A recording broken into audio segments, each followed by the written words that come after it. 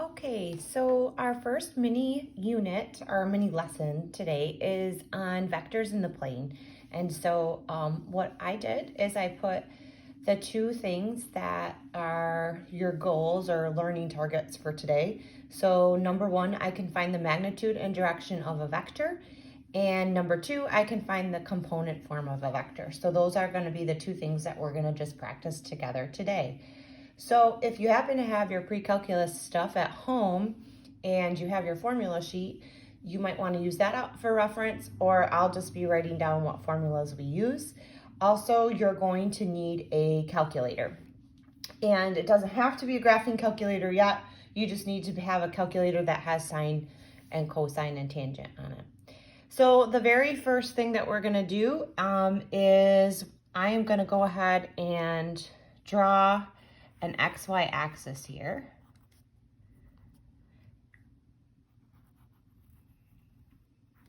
So this is what's meant by a plane. And I'm going to go ahead and draw a vector.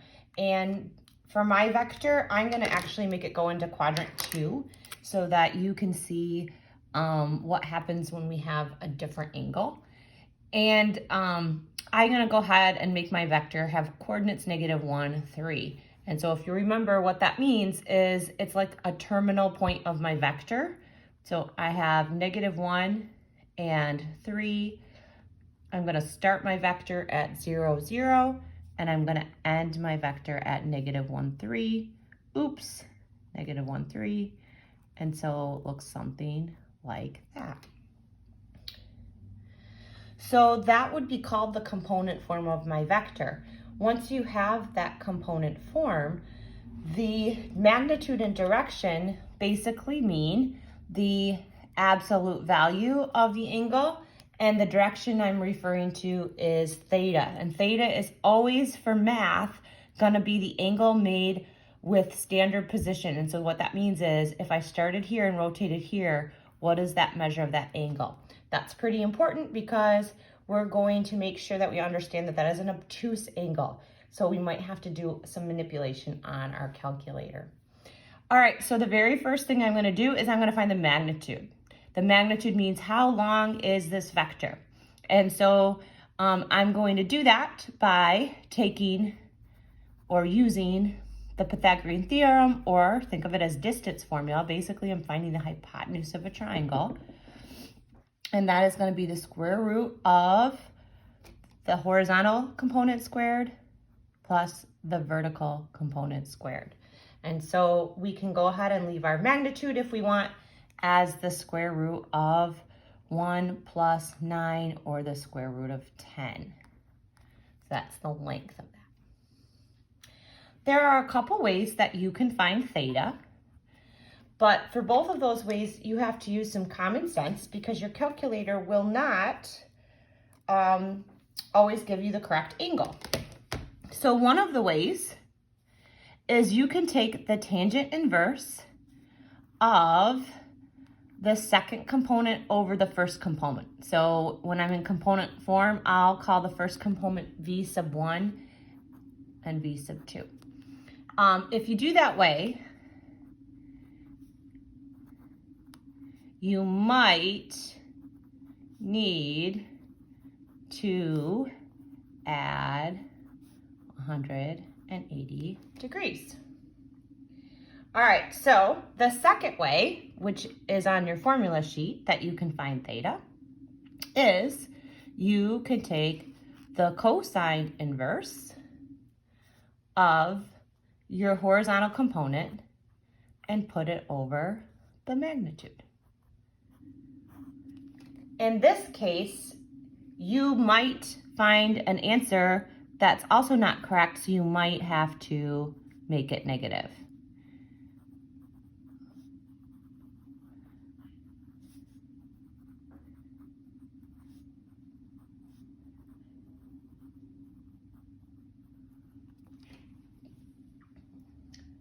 Okay, so I go ahead and do that. Let's get our calculator out. Let's make sure that we are in degree mode. And I'm going to show you what I get when I take the tangent inverse of 3 divided by -1. I get negative, let's just round to the nearest degree. I get negative 72 degrees. But negative 72 degrees is this way. So this is what I was talking about. This is the angle that outputted to me. So what am I going to need to do to get that positive angle? I would add 180. So adding 180 to that would give me an obtuse angle, which is 108 degrees. And then you're going to want to look and you're going to say, hey, does that look like that's 108? Or it could be 108 degrees, and it does. So I just found the magnitude, and then I just found the direction angle. Let me show you with cosine inverse. In this case, cosine inverse is going to give me the correct answer. However, it might be the opposite case where it might give, if the angle is down here, it might give you the angle up here. So I always suggest drawing your vector to do that. So if I use the cosine inverse of the coordinate, over here, I'll write down what I'm doing. It would be the cosine inverse of negative 1 over root 10.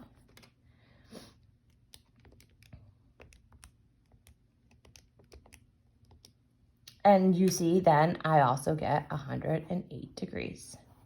So a couple different options. Basically, you can use any of the triangle inverse functions. If you want to just think of this as a right triangle, sometimes students like to do that. They find that that's helpful. So this is my leg, and that's my leg, and then that's my hypotenuse. Okay, so the second standard is actually, or the second target is a little bit shorter. So this I'll call my first example, and that has to do with our very first learning target. And our second example, what about if I have the magnitude and I have the angle and I want to find its component form? And so this one actually has to do with SOHCAHTOA or trig as well.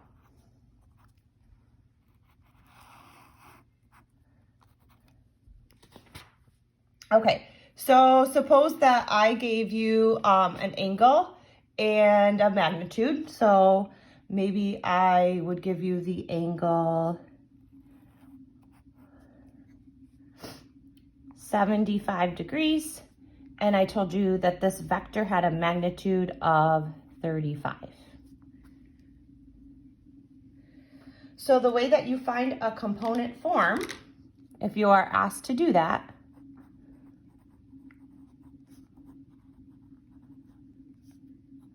is I'm going to again take a look at these things. I'm going to refer to magnitude as the absolute value of the vector. And so I'm going to take the magnitude times the cosine of the angle that's made with the x-axis, and that's going to give me my first component, magnitude times sine. So some people have been asking or had asked why or where does that come about from? And once again, let's make a triangle. Let's call this V1. That's my horizontal component. That's this one right here. And let's call this V2. And using trig, this is the adjacent piece. And so if I was writing a statement, I would say, well, the cosine of 75 equals adjacent over hypotenuse. And hopefully you can see when you solve for V1, you get 35 times cosine 75, which is what we're going to do there. And the similar thing would occur when you're doing that. And so the formulas that we get for component form have to do with the trig that we talked about in chapters 4 and 5. So in this case, let's just finish the problem. We have 35 times cosine of 75, 35 times sine of 75. Once again, we're going to want to make sure that our calculator is in degree mode.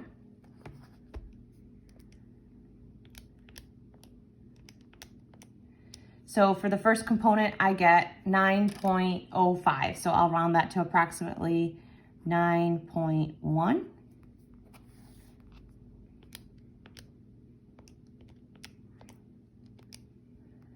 And 35 34-ish or 33.8.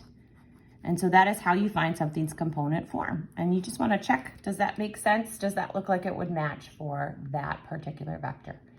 And it does. So that's our mini lesson of review today. And so I'm going to give you 4 problems to do, and you may submit them on the Google Doc or you may submit them with a picture. Happy March 18